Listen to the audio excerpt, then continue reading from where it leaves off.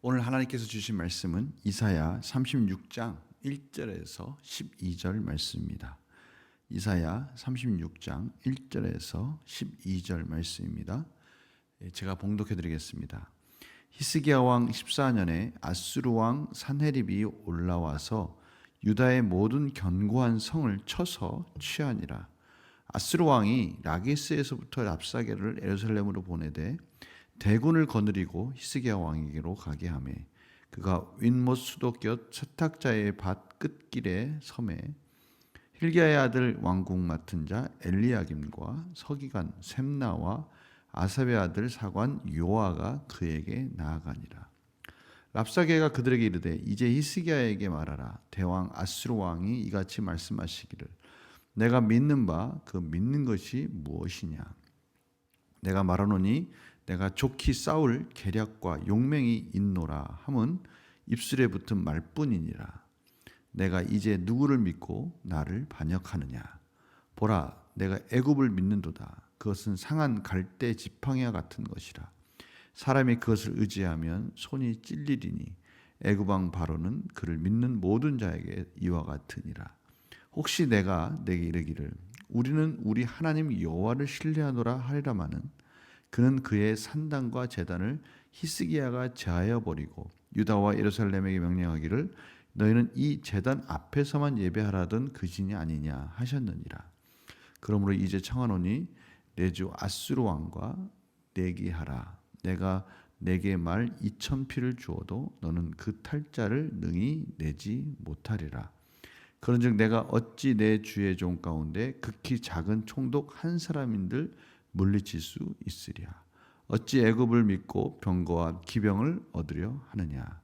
내가 이제 올라와서 이 땅을 멸하는 것이 여호와의 뜻이 없음이겠느냐. 여호와께서 내게 이르시기를 올라가 그 땅을 쳐서 멸하라 하셨느니라 하니라.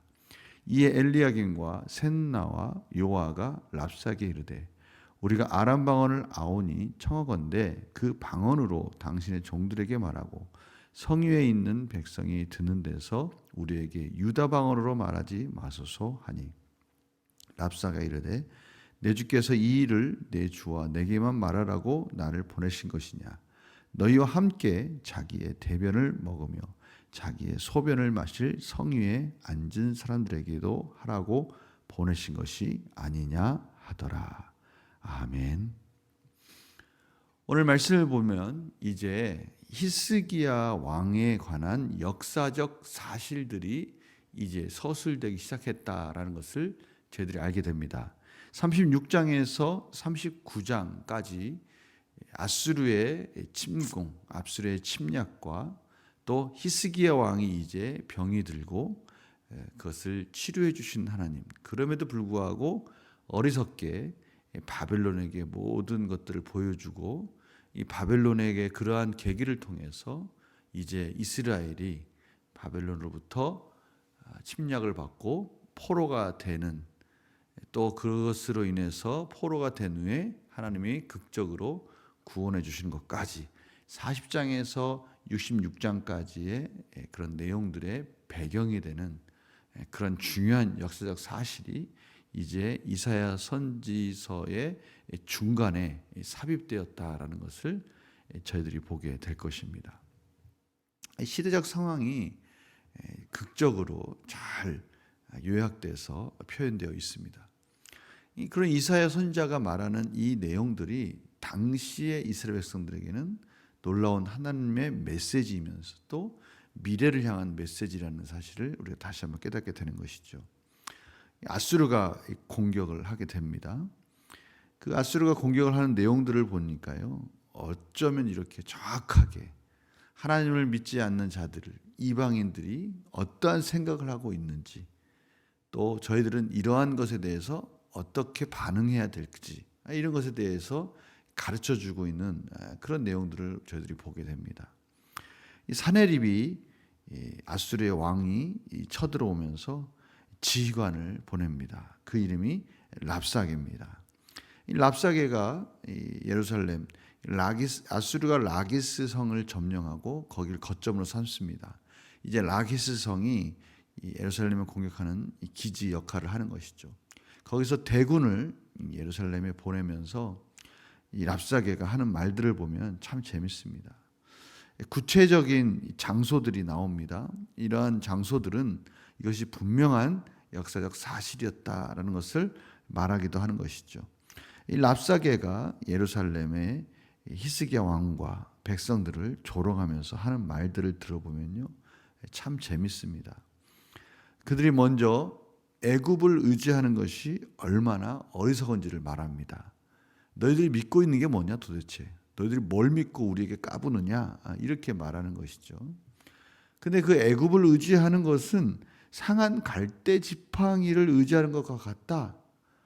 그 너희들 이롭게 하기보다는 오히려 해롭게 할 거야라고 지적을 합니다. 그런데 참 아이러니합니다. 이 얘기는 이사야가 예루살렘에 있는 하나님의 백성들에게, 이스라엘 백성들에게 했던 말과 똑같습니다. 아주 유사합니다. 하나님을 의지하는 그런 이스라엘 백성들의 모습이 아니라 애굽에게 달려가는 모습이 얼마나 어리석은지에 대해서 분명히 이사야 선지자는 계속해서 말했는데, 바로 그 부분을 똑같이 이 아수리의 지휘관이 이 랍사게가 말을 하는 장면을 통해서 일단 애굽을 의지하는 것이 어리석다, 사람을 의지하는 것이 어리석다라는 것을 이 이방인의 말을 통해서 또 다시 한번 확인하게 되는 것이죠. 참 아이러니하죠. 그러니까 저희들은요, 사실은 주위에서 들려오는 여러 가지 말들 속에는 하나님의 메시지가 숨어 있다는 것을 저희들이 깨닫게 되는 거예요. 그 여러 가지 상황과 말들을 어떻게 하나님 안에서 해석하느냐 참 중요합니다. 이 사람을 의지하는 것, 애굽을 의지하는 것은, 어리석은 일이라는 것은 어떻게 보면은 이 아수르와 같이 이방인들조차도 알 수 있는 지혜라는 거예요. 그러나 이런 어리석은 일들을 믿는 자들이 하면 안 된다라는 것을 하나님이 지금 역으로 이방인들의 말을 통해서 가르쳐 주는 거예요. 사람을 의지하는 것은 하나님을 믿지 않는 자들이 봐도 또 허망한 것이다라는 것을 이방인들의 입을 통해서 또 다시 한번 듣게 되는 것입니다. 또 두 번째는 하나님을 의지하는 것조차 바보 같은 일이다라고 그렇게 말을 합니다. 오늘 7절에 보니까요, 이렇게 말을 하죠. 혹시 내가 내게 이르기를 우리는 우리 하나님 여호와를 신뢰하노라 하리라마는, 너희들이 분명 그렇게 얘기할 거지, 우리는 여호와 하나님을 신뢰할 거야 이렇게 얘기할 거잖아. 그런데 히스기야 왕이 이스라엘에서 개혁한 내용들을 이들은 뭔가 오해를 하고 있습니다. 히스기야는 모든 산당과 제단들을 다 없애고 오직 예루살렘에서만 예배하라라고 그렇게 개혁을 하고 있었던 중이죠. 이런 내용들이 이 아수르에게까지 다 들렸나 봅니다. 근데 이것을 오해하는 거예요. 이거는 하나님을 예배할 필요가 없다라고 그저 예루살렘에만 형식적으로 만들어 놓지 않았느냐라고 말하는 이런 착각을 하게 되는 거죠. 사실 히스기야가 이렇게 말하는 것은 그들이 헛된 우상이나 그들 임의적으로 예배를 드리는 것이 아니라 예루살렘에서만 하나님이 원하시는 정확한 예배를, 하나님을 온전히 경외하기를 위해서 종교 개혁을 하고 있었던 것인데 그것을 깨닫지 못하는 것이죠. 이러한 상황 속에서 이제 마지막에 또 이런 말까지 하죠. 우리가 포위하고 있는데 너희 이스라엘 백성들은 이제 견딜 수가 없어서 결국 배설물을 먹고 살게 될 것이다 라고 그렇게 마지막 경고까지 합니다. 히브리 말로 하는 거죠. 아람어가 외교어인데 굳이 이스라엘 백성들 모두가 다 듣고 심리적으로 두려움에 쌓이도록 그렇게 랍사게가 보기 좋게 외교적으로도 지금 이스라엘을 압박하고 있는 그런 모습을 보게 됩니다. 저희들은 이러한 오늘 본문의 내용들을 보면서 두 가지를 깨닫게 돼요. 첫 번째는 하나님에 대해서 전혀 모르는 이방 나라 아수르의 모습, 이러한 것들이 적나라하게 다 드러나고 있습니다.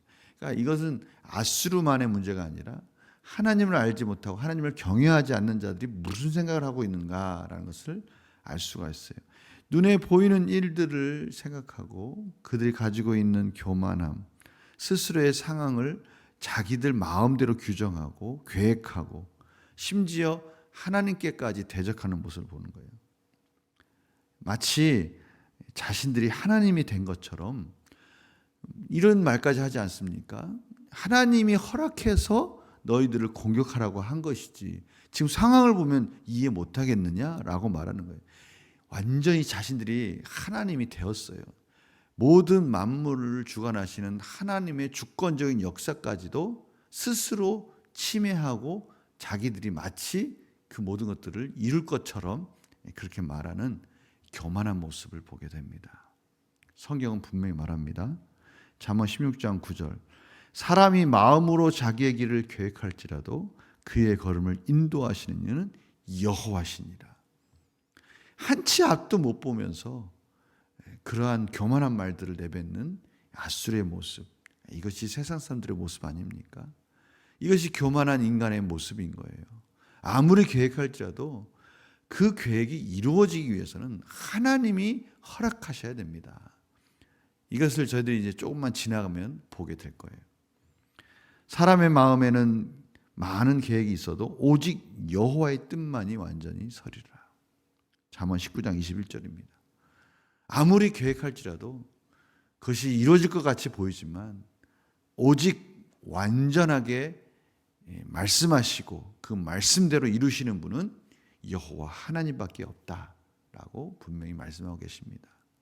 오늘 아수르의 이러한 말들을 통해서 다시 한번 이방인들, 세상 사람들, 하나님을 경외하지 않는 자들의 교만한 모습 속에서 하나님은 분명하게 이 모든 만물의 주권자는 하나님이심을 보여줄 것입니다. 오늘 바로 그런 부분을 보게 되는 거예요. 또 하나 우리가 또 하나의 관점에서 볼 수 있죠. 역으로 보면 우리는 하나님을 믿는 백성들은 이방인들이 말하는 세상 사람들이 말하는 것들에 흔들릴 필요가 없다는 거예요. 그들은 하나님을 알지 못하기 때문에 하는 말들이라는 것이죠. 반면 교사로 삼아야 됩니다. 자신들의 교만한 마음, 그들의 교만한 마음들, 금방이라도 잡아먹힐 것 같은 상황에 직면할지라도 그런 모든 것들에 속을 필요가 없다라는 것을 다시 한번 깨닫게 됩니다. 인생의 때와 상황과 걸음과 그 모든 것들은 오직 하나님만이 아시고 하나님만이 인도하시는 이 모든 만물의 주권자는 여호와 하나님밖에 없다는 것을 저희들은 다시 한번 깨달아야 됩니다. 이사야 선지자가 계속해서 예언했듯이 인간이 얼마나 자신을 의지하고 사람을 의지하고 그들이 가지고 있는 능력을 의지하는 것인지를 다시 한번 보게 되면서 오직 이 세상의 모든 일들은 하나님을 의지하도록 하나님만을 바라보도록 인도하시는 하나님의 섭리 가운데 있고 결국 하나님을 붙들고 하나님의 뜻 가운데 순종을 사는 것이 지혜라는 것을 다시 한번 깨닫게 되는 것이죠. 하나님은 이 모든 삶 속의 순간순간을 통해서 하나님의 뜻을 이룹니다. 하나님의 백성에게는 그 하나님의 거룩한 자로서 성숙시켜 주시고 성장시켜 주시는 과정임을 저희들이 다시 한번 깨달으면서 내가 무엇을 바라보며 살아야 될지에 대해서 다시 한번 깨닫는 본문을 저희들이 오늘 만나게 되는 것이죠. 오늘 본문을 통해서 바로 이런 중요한 교훈을 받게 되는 것입니다. 오늘 하루 이 말씀 가지고 살았으면 합니다. 저희들 삶 속에 오늘 말씀과 같은 상황이 벌어질 수 있어요.